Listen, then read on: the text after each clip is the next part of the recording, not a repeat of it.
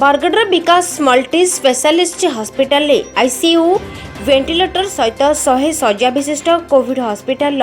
Virtual शुभारंभ कले petroleum और इस्पात मंत्री श्री धर्मेंद्र प्रधान। किसी लोग पैसा देके लगे तार फायदा सीधा गरीब लोक बाहर टीका अधिक उपलब्ध तेणु से प्रकार लोक मान बरगढ़ जिले केवल बरगढ़ जिला पश्चिम ओडिशा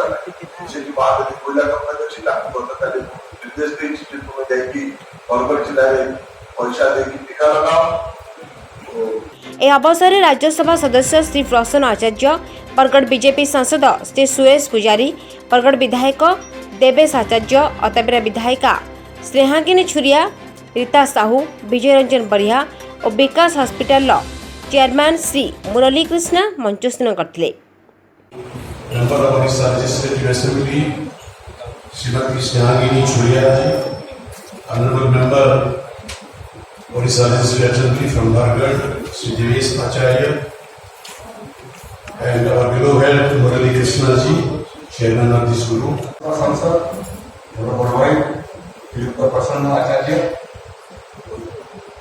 एटी उपस्थित माननीय बरगढ़ विधायक श्री देवेश आचार्य, एटी उपस्थित माननीय विधायिका श्रीमती छुरिया। ए अवसर में आम प्रतिनिधि राज्यसभा सदस्य प्रसन्न आचार्य, बरगढ़ सांसद श्री सुरेश पुजारी और विकास हॉस्पिटल चेयरमैन श्री मुरली कृष्ण का मतामत नहीं। आज 100 बेड्र आईसीयू वेंटिलेटर विकास आरंभ हो जनसाधारण केते साहाय्य देखो पश्चिम ओडिशा सर्वाधिक एक आक्रांत होती सत समग्र भारत वर्ष बर्तमान आक्रांत होती समग्र देश में यहाँ गोटे विराट समस्या सृष्टि कर तेणु आम बरगढ़वासी पश्चिम ओडावासी ओडावासी आम से मुक्ति पाई यही परिस्थिति में आमको हेल्थ इंफ्रास्ट्रक्चर आहरी अनेक जगह हॉस्पिटल में बेड नहीं एत पेसेंट होती वेंटिलेटर जोगे दि जापार आप देखुए दिल्ली भाया देश राजधानी में ऑक्सीजन को प्रकार सर्टेज बिना से परिस्थिति को जब आगु आम जो इंफ्रास्ट्रक्चरल रिक्वायरमेंट यथासाध्य हम पूरण कर आवश्यकता रही केंद्र सरकार और ओडिशा राज्य सरकार से पर्याप्त उद्यम पर्याप्त उद्यम कर आज जो बरगढ़ है आईओसीएल माध्यम जो प्रकार अधिक वेंटिलेटर व्यवस्था कराला जो इंफ्रास्ट्रक्चर को आहरी सप्लीमेंट कर साधारण रोगी जो निश्चित भाव सर ऑक्सीजन अभाव नहीं ओडिशा अन्य राज्य को दूसरी किंतु आम वेस्टर्न ओडिशा पश्चिम ओडिशा हॉस्पिटल हमको बेड नहीं सिलिंडर नहीं से तो यहाँ हूँ बर्तमान जो प्रकार क्राइसिस होता केवल सरकार कर्तव्य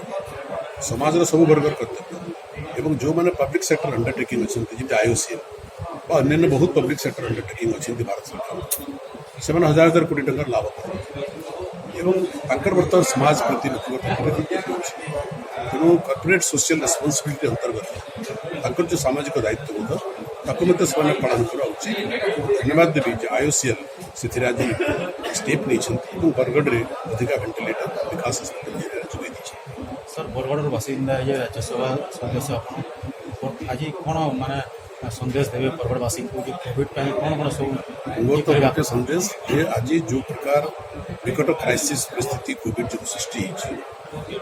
ये यार मुकाबला करवा केवल सरकार कार्य नहीं सरकार तो लीड रोल नहीं निश्चय कर सब श्रेणी नागरिक मान कर्तव्य सरकार जो आमको नियमावली दौरान स्ट्रिक्टली पालन कर अनेक समय देखा पुलिस कहले आम मास्क पिंधु पुलिस कहले आम हेलमेट व्यवहार करूँ पुलिस एडमिनिस्ट्रेशन कहले आम सोशल डिस्टेंस मेंटेन करूँ भूल कथा आम वॉलंटियर भाव में समस्त व्यक्तिगत स्तर में ये नीति नियम जी पालन करवा तो मुझे भावुँ आम ये प्रोब्लेम को मुकाबला कर आहरी सार्थक होगा शहेटा सीट्र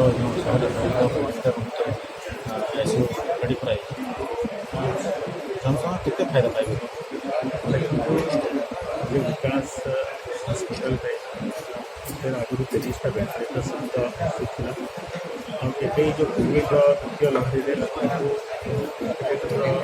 ଉତ୍ପାଦନ କରିକି ମାନ୍ୟ ହୁଅନ୍ତୁ ଯାହା ପରେ ସବୁଟା ଭେଣ୍ଟିଲେଟରକୁ ବିକାଶ ନେଇକି ତାକୁ 100ଟା ବେଡ୍ ଭେଣ୍ଟିଲେଟର ଯୁକ୍ତ ଆଇସିୟୁ କରିବା ପାଇଁ ମଧ୍ୟ ତଜବିଜ କଲେ ଆଉ ସେଥିପାଇଁ ସେ ଯେଉଁ ଭେଣ୍ଟିଲେଟର ଯନ୍ତ୍ରଟା ସାର୍ ମନ୍ତ୍ରାଳୟରେ ଲୋକ ବସିଥିଲି ଯାতে ଅଛି ଏବେ 30ଟା ମେଡ଼ିକାଲ ସିଟ୍ ଆରମ୍ଭ ହେବ ଆଉ ବାକି ବେଡ୍ଟା ଫେଜ୍ ୱାଇଜ୍ ଆସନ୍ତା 10-15 ଭିତରେ ଆରମ୍ଭ ହେବ ତ ରହିଲା ଯେଉଁ ଲୋକଙ୍କ ଫାଇଦା ଅଲରେଡ଼ି ଆମେ ଯାହା ବି ବିକାଶ ହେଲେ ଆମେ ଟ୍ରିଟମେଣ୍ଟ କରୁଛୁ ରାଜ୍ୟ ସରକାର ଯେଉଁ ନିର୍ଦ୍ଧାରିତ ପଇସା ଗୋଟେ ଟ୍ୟାରିଫ୍ ଗୋଟେ ଡିସାଇଡ଼୍ କରିଛି ସେଇ ଟ୍ୟାରିଫ୍ ହିସାବରେ ପଇସା ନିଆଯାଉଛି ତାର ବାହାରେ ଯେଉଁ ସବୁ ଭେଣ୍ଟିଲେଟରର ଦିନକୁ ଗୋଟେ ଖର୍ଚ୍ଚା 5-7 ହଜାରଟା ପ୍ରତ୍ୟେକ ହସ୍ପିଟାଲ ଖର୍ଚ୍ଚା ହୁଏ ଚଳାଇବା ପାଇଁ ତେଣୁ ଯେହେତୁ ମନ୍ତ୍ରୀ ତାଙ୍କର ହାତ ବଢ଼େଇ ସହଯୋଗର ହାତ ବଢ଼େଇଛନ୍ତି ବିକାଶ ତାକୁ ରେସିପ୍ରିଏଟ୍ କରିକି ଆମେ ମାତ୍ର ଟଙ୍କାଟେ ରେଟ୍ରେ ଭେଣ୍ଟିଲେଟରକୁ ଗରିବ ଯେଉଁଟା ଜନପ୍ରତିନିଧି ରେକମେଣ୍ଡ କରିବେ ବା କିଏ ଯଦି ବେଶୀ ରେକମେଣ୍ଡ କରିବେ ତାଙ୍କୁ ମାତ୍ର ଟଙ୍କାଟେ ଭେଣ୍ଟିଲେଟର ଯୋଗାଇ ସାର୍ ବର୍ତ୍ତମାନ 100ଟା ବେଡ୍ର ବନ୍ଦୋବସ୍ତ ହେଇଛି ଆଗକୁ କ'ଣ ଅଛି ଆଗକୁ ମାନେ ବେଡ୍ ବଢ଼ିବ ବୋଲି ଭାବୁଛନ୍ତି ଆପଣ ଆମେ କେବେ ଭାବିନଥିଲୁ ଯେତେବେଳେ କି 100ଟା ଆଇସିୟୁର ବେଡ୍ ଏମିତି ରିକ୍ୱାରମେଣ୍ଟ ଆସିବ କି କଳ୍ପନା ବାହାରେ ଥିଲା କିନ୍ତୁ କୋଭିଡ଼ ଗୋଟେ ଏନ୍ତା ଗୋଟେ ସିରିୟସ୍ ଗୋଟେ ଭାଇରସ୍ ଗୋଟେ ଲୋକଙ୍କୁ ଆକ୍ରାନ୍ତ କରିଛି ଯଦି 100ଟା ବେଡ୍ ବି पर्याप्त नुहे जो प्रकार भी हमको कोविड जो प्रकार मैंने गंभीर परिस्थिति अच्छी कि आशा करवा जहाँ पारि पर्यंत आम चेष्टा करेंगे पश्चिम ओडिशा लोक सेवा प्रयास जारी रखू और भगवान मत दरकार पड़ू दरकार पड़े निश्चय चेष्टा करूँ धन्यवाद पश्चिम ओडिशा के साहाଯ୍य निश्चित भाव लोक भेन्टिलेटर हईराण होते भेन्टिलेटर न मिलवा कारण बहुत पुराना रोगींकर देहांत होगा आईसीयू मिलवा संभवपर नाला ऑक्सीजन सिलिंडर तार अभाव देखा से समय 100 भेन्टिलेटर युक्त आईसीयू प्रतिष्ठापी प्रधानमंत्री नरेंद्र मोदी सीएसआर खर्च को कोरोना लड़े लगेबार जो निष्पत्ति केंद्रमंत्री धर्मेंद्र प्रधान मंत्रालय जो योगदान आईओसीएल खर्च बहन कर सब आनंदर विषय है जे ये आईसीयू रे जो गरीब लोक चिकित्सा आसवे कोरोना से माने वस्तुतः निःशुल्क सांकेतिक खर्च से चिकित्सा है मत लगुच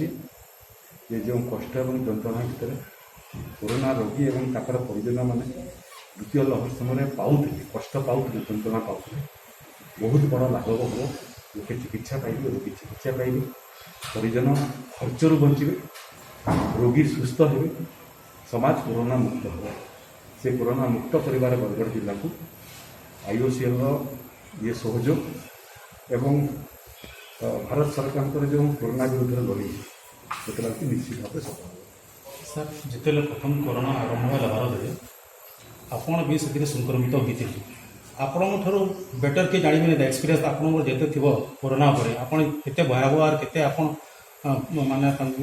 फिल करदेवे बर्तमान जनसाधारण को आपन जो शुभेच्छा आप संदेश देवी आपन बेटर संदेश दे पारे परंतु बहुत जटिल प्रश्न यहाँ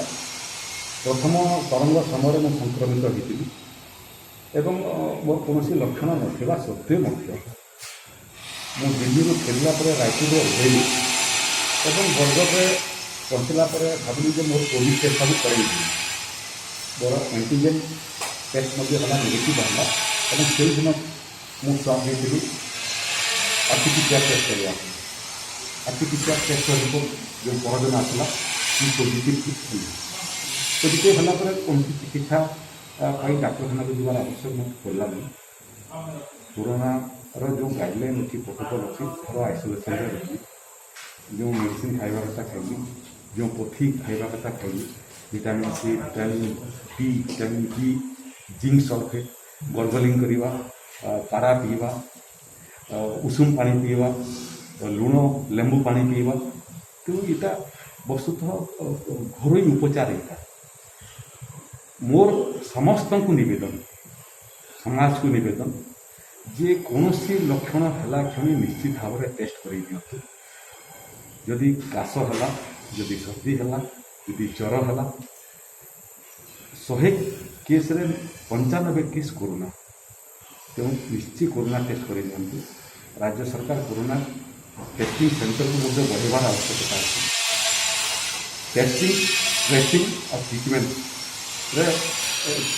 राज्य सरकार को आहरी बहुत किसी करवा टेस्टिंग कर ऑक्सीमीटर समस्त रखते ऑक्सीमीटर 400-500-600 टंका पड़ुଛି। आम जानवा कथा जे कोरोना हेल्ले सब घातक हूँ ऑक्सीजन कम तेणु निश्चय ऑक्सीमीटर रखुद घर समस्त प्रत्येक घंटे 2 घंटे ऑक्सीमीटर टेस्ट कर ऑक्सीजन के पड़ोसी टेस्ट कराती ऑक्सीजन जब 98 रहा 97 रहा जानी आप सुरक्षित अच्छे 90 जब तलक खसला निश्चित भाव निकटतम आइसोलेसन सेंटर को जाती डाक्टर परामर्श करती